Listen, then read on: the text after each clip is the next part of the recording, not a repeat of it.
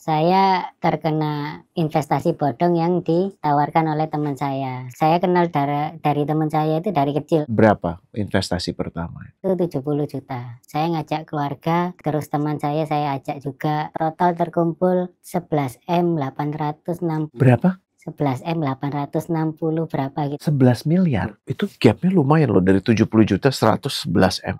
Coach kasih solusi. Jadi gini Coach, Yes. saya terkena investasi bodong yang ditawarkan oleh teman saya. Lah ya, kok bisa? Itu ceritanya saya kenal dari teman saya itu dari kecil Om. Saya kenalnya Dari kecil? dari usia SMA. Terus kuliah kita satu universitas beda jurusan, satu tim seperti itu. Jadi Kayaknya udah deket banget. udah deket banget. Setelah itu waktu saya kerja, dia belum kerja, dia menawarkan investasi karena dia bisa mengimpor gadget.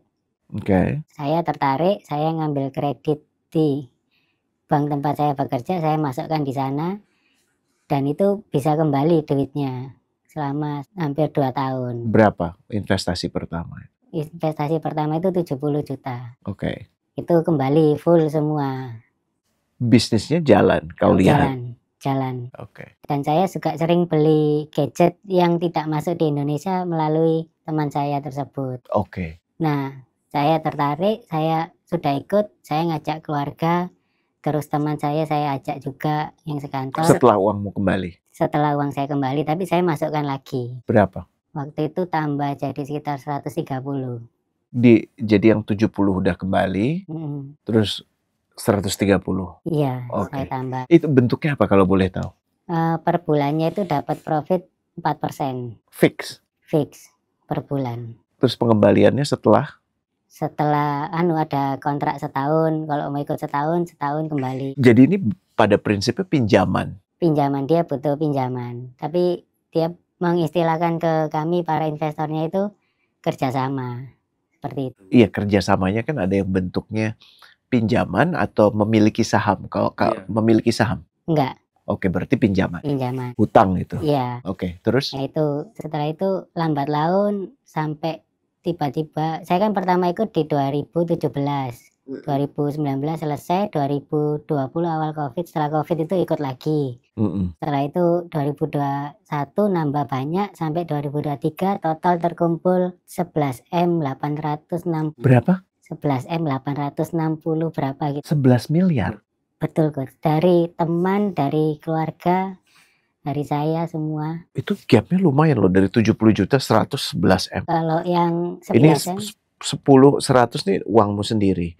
Ya 100. Terus tapi kalau nambah-nambah dari? Saya totalnya jadi 220. Terus ada orang tua ikut, ada adik ikut, terus ada. Dan kau yang meyakinkan? Iya. Jenengan yang meyakinkan? Gini, semuanya kenal sama orang itu juga? Kenal semua. Teman-teman saya juga kenal. Terus sekarang gimana emang? Dia waktu 2023 bulan Maret lari Coach. Lari, ternyata setelah dia lari di tanggal 27 Maret 2023 itu tiba-tiba hilang kontak, padahal setiap hari itu sama saya. Besoknya dapat 2 hari saya ke rumahnya terus, itu banyak orang datang. Ternyata dia itu total itu waktu pada saat itu 170 miliar. Dia itu ternyata dia bilangnya ke saya dan teman-teman itu satu tim aja yang ikut. Sekitar 54 miliar itu. Ternyata di luar kami banyak orang yang terkena itu juga. Ada. Ya Allah.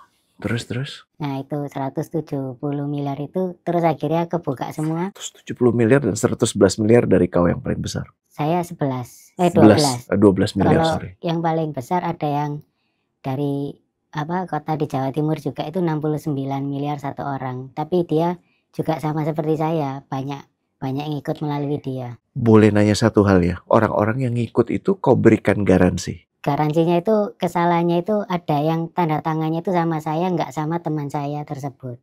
Kok bisa? Gimana jadi? Jadi perjanjiannya itu kan seharusnya perjanjian kerjasama di atas materai itu kan dengan dia dong? Tapi pada waktu itu dia dengan alasan nggak sempat lah, nggak apa. Sedangkan yang para investornya kan butuh kejelasan di atas duluan, di atas materai duluan. Itu tanggung jawabmu secara legal? Jadi secara tertulis saya yang terpaksa pasang badan pada waktu itu. Iya sampai sekarang. Iya, dan sampai Berapa? sekarang itu kalau saya sendiri 12 miliar. Kalau kan banyak, ternyata dia itu banyak anak-anaknya gitu loh, Coach. Iya yang maksudnya yang Yang menjadi tanggungan saya. tanggunganmu 12 miliar. Yang secara resmi tanda tangan saya itu sekitar 2,7 miliar. Yang tanda tangan resmi kamu 2,7 miliar. Yang Tapi lain total yang darimu 12 12. miliar. Cuman tidak ada hitam di atas putih denganmu. Nggak ada yang lainnya sisanya. Karena yang lainnya itu keluarga saya langsung ke Dia. yang keluarga dekat saya. Ya Allah, subhanallah. Terus? Di bulan Juni dia tertangkap sudah oleh polisi itu. Setelah itu udah dia di dalam itu nggak ada mau penyelesaian atau apa, itu belum ada. Jadi saya jadi ditagih-tagih sama teman-teman saya seperti itu. Apa yang kau katakan ke mereka? Saya sekarang ini sih sekarang menjual rumah yang ditempati orang tua sama saya juga, karena saya jujur gak punya aset apa-apa gitu loh. Jadi yang ada ya cuma rumah orang tua itu sepakat untuk dijual untuk menyelesaikan semua ini, tapi orang tua saya juga mintanya kalau dijual pasti harus ada kembalian, nggak mau. Yang 2,3 atau yang 12 miliar? Yang 2,3 itu untuk nutupi 2,3 itu, karena benar-benar pengaruh ke. Kau kerja apa kalau boleh tahu? Saya ada di Bank BUMN, Coach. Oke. Udah berkeluarga jenengan? Sudah. Anak berapa? 2. Nah yang istri saya sempat kena perkara mental kayak gitu, Coach. Jadi sensitif sekali, 2 minggu sekali ke psikolog dia itu. Karena urusan ini? Karena ketakutan yang dia pendam. Karena kalau dia kan memendam, kalau saya kan lebih ngomong. Oke. Anak saya yang laki-laki yang pertama juga akhirnya jarang keluar, karena kan pada waktu kejadian meledak itu kan saya sama istri nggak berani keluar juga, Coach. Takut kayak gitu, takut ketemu orang di jalan, takut anak saya ngelihat yang kayak gitu-gitu. Saya juga bingung, ini yang punya duit siapa. Saya sudah jelasin ke teman-teman kalau ya nggak ada niatan saya buat jongkrokkan, mendorong mereka untuk jatuh ke lubang sama, saya nggak ada. Apa yang bisa aku bantu, yang kau butuhkan dari aku apa hari ini? Saya kepingin dapat pencerahan dari Coach Rene gimana untuk mengatasi luka batin yang selama ini itu kalau saya ditagih itu masih ada ketakutan, kecemasan seperti itu. Kadang itu di satu sisi saya juga merasa wes biasa aja kalau ditagih gitu-gitu, tapi di satu sisi saya tidak dididik untuk jadi pencuri atau mengabaikan beban moral yang saya terima ini, Coach. Seperti itu. Kalau saya di satu sisi juga yakin Gusti Allah nggak bakal menaruh beban yang saya nggak kuat gitu, Coach. Cuma saya nggak tahu di mana batas kemampuan saya tersebut, sampai seberapa mana gitu. Karena kalau mau bunuh diri sempat, Coach, sudah.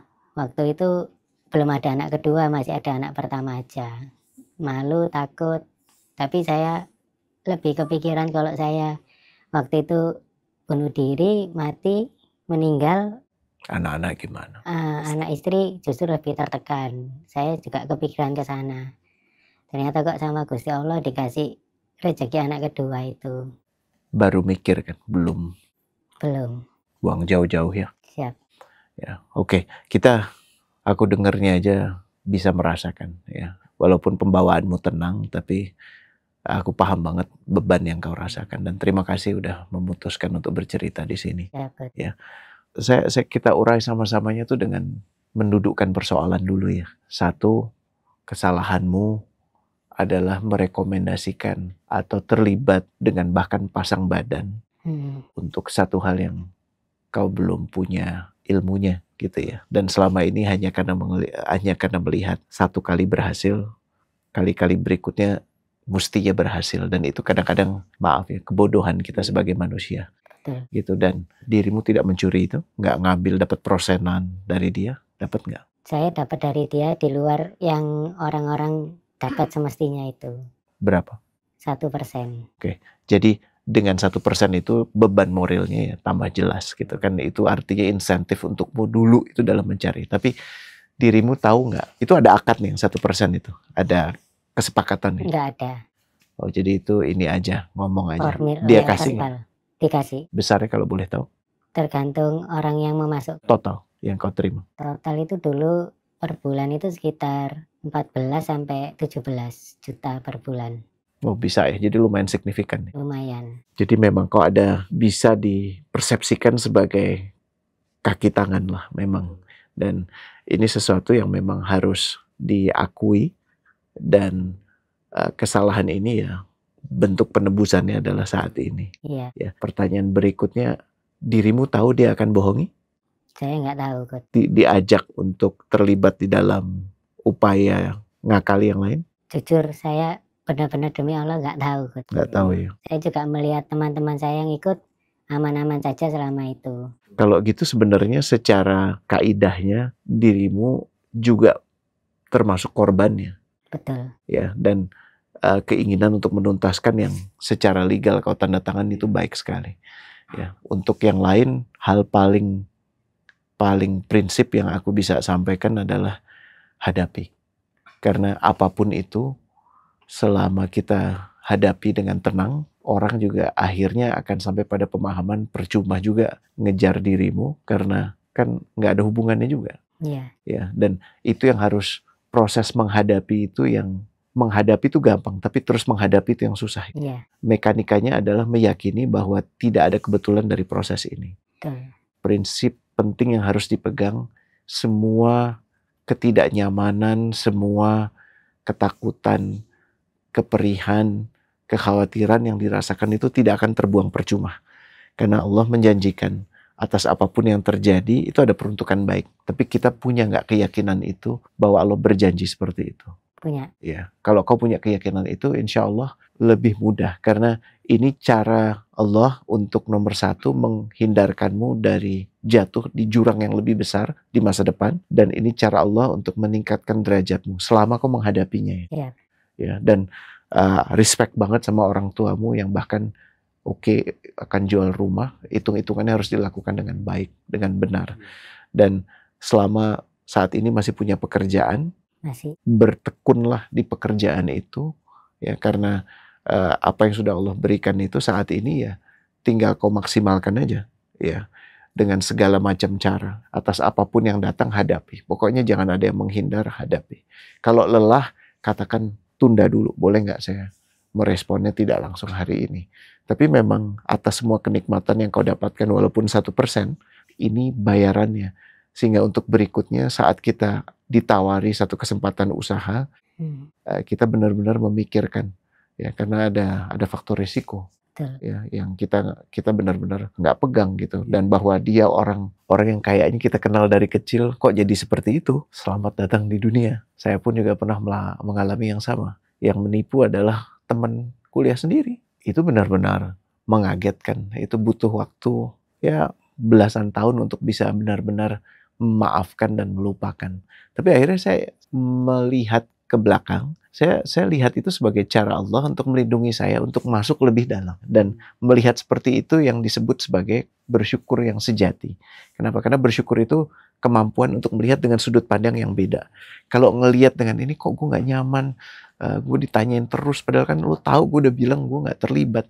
Iya, miliki point of view dia bahwa dia juga kalut mungkin karena ada orang yang dia harus bertanggung jawab.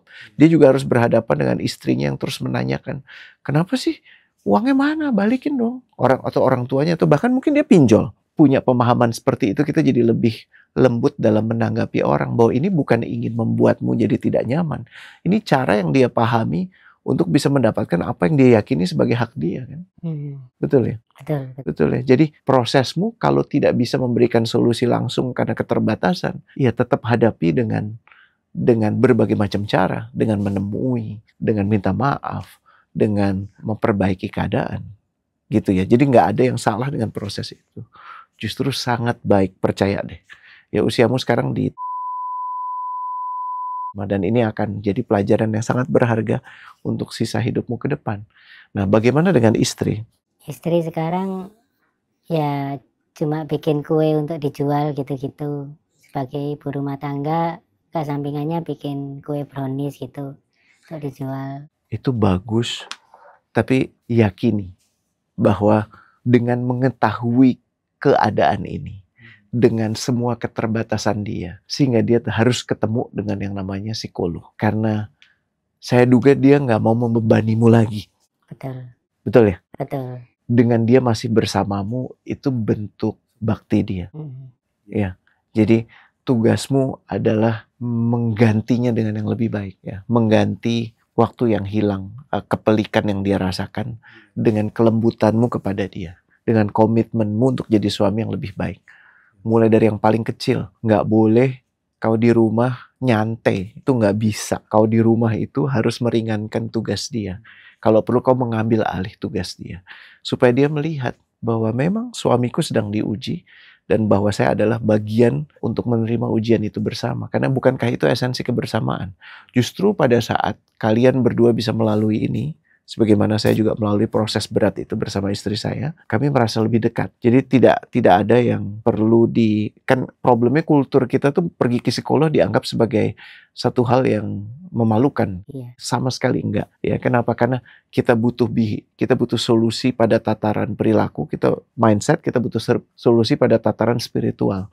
Perkuat di keduanya. Siap. Doa yang paling manjur itu selain dari orang tua ke anak, terutama ibu, adalah dari pasangan ke pasangannya. Doakan istrimu dalam setiap doamu. Ya, miliki kedisiplinan untuk bangun lebih awal. Kan nikmat ya sekarang sholatnya. Alhamdulillah nikmat. Jujur aja dengan keadaan LDR saya seperti ini, saya mungkin anak istri, karena memang kenyataannya untuk biaya dibawa ke lu itu nggak bisa untuk biaya hidup, jadi merantau itu sendiri. Jadi kalau pulang kerja gitu ya udah berdiam diri, ya alhamdulillah lebih sering ke masjid kayak gitu. Sebelum ke masjid untuk waktu-waktu yang wajib, tapi pastikan rumahmu itu semarak dengan keberadaanmu. Jangan kau bawa dirimu yang lagi mikir problem, yang mengemban beban. Nggak boleh, itu harus dihilangkan. Anak-anakmu harus merasakan kesemarakan adanya dirimu. Ajakin bercanda, ajakin nonton, kalau perlu ya bareng gitu ya, untuk hal-hal yang ini. Jadi kalau kekhawatiran untuk ketemu orang atau segala macam, buang jauh-jauh selama kau hadapi mereka. Iya. Dan kalau kita siap dengan risiko terburuk, maka hidup akan lebih enteng. Harapan tuh selalu tinggi, tapi ekspektasi tuh rendah aja. Paham bedanya ekspektasi dengan harapannya? Kalau harapan tuh spiritual. Kalau ekspektasi itu pemikiran logis. Ya, ekspektasi itu ditiadakan aja. Apa yang kayak jumlah itu nggak mungkin sekarang. Gajimu berapa saat ini? Saat ini gaji saya Loh, kok di bawah UMR? sebenarnya gaji saya, tapi karena saya ngambil pinjaman itu sebesar 5, sekian itu, saya masukkan di teman saya itu untuk jangka waktu sekitar 10 sampai 15 tahun lagi. 5 juta. Iya. Jadi solusinya adalah meninggikan pendapatan. Kalau misalnya itu nggak bisa direstrukturisasi. Kalau usulku sih datang aja ke pimpinan, bilang minta direstrukturisasi. Karena hidup dengan angka segitu akan sangat berat. Ngaku aja, sampaikan aja bahwa ini di luar kuasa saya. Karena kebodohan saya, maka saya melakukan kesalahan ini, berkenan untuk merestrukturisasi. Dan buktikan dengan kerja yang baik sehingga kau akan diganjar lebih baik lagi. Ya itu alhamdulillahnya sih coach. Yang coach bilang itu kan belum saya lakukan memang. Dengan gaji juta sejak 2023 di bulan persis 2 tahun sih, Oktober ini itu saya alhamdulillah ada aja coach yang ngasih, entah itu orang ngasih makan, entah itu orang ngajak saya untuk bermain basket dengan dibayar kayak gitu juga ada aja coach. Waktu itu seminggu itu nggak dapat tambahan duit itu karena saya berpikir harus nyari duit dari mana, tapi di minggu berikutnya saya nanti duit dari Gusti Allah datang coach. Memang alhamdulillahnya cukup untuk hidup. Di tempatmu duduk ini, 20 orang yang duduk di sini, banyak yang mempunyai problem yang sama. Dan keajaiban-keajaiban itu terjadi pada saat kita meyakini, bukan semakin gak yakin, bukan semakin mengandalkan asbab logis dari pemikiran kita, tapi justru dengan keberanian menghadapi problem itu, dan Allah bukakan pintu-pintu kebaikan. Itu sih, dan mudah-mudahan ceritamu juga mengokohkan orang-orang yang di luar sana yang juga punya problem serupa, bahwa Allah itu punya cara untuk melegakan. Hmm. Ya, karena kau pernah berpikir nggak sih bahwa atas uang-uang yang tidak kau dapatkan sebenarnya kau lagi diselamatkan gitu kan. Ini uang yang kalau kau dapatkan bisa jadi kau gunakan untuk hal-hal yang buruk. Ya malah merisikokan kehidupanmu nanti. Tapi dengan keadaan seperti ini itu cara Sang Pencipta, cara Allah untuk menyelamatkanmu. Tugasmu adalah menerimanya dengan ridho dan terus membuktikan diri bahwa kau adalah orang terpercaya, tidak seperti orang yang kau percayai sebelumnya. Ya, bahkan dalam jarak yang terjadi ini, buat hidup istri dan anak-anakmu semarak. Ya, Ya. siap. Makasih udah berbagi ya bro ya. Siap. Sama-sama, Coach. Barakallah. Terima kasih, Coach. Coach kasih solusi.